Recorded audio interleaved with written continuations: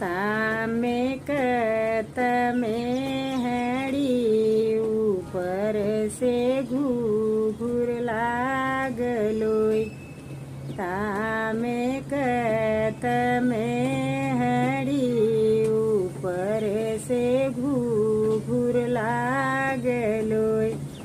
उही भरी के सासु मोर भतवा नवामैलोय।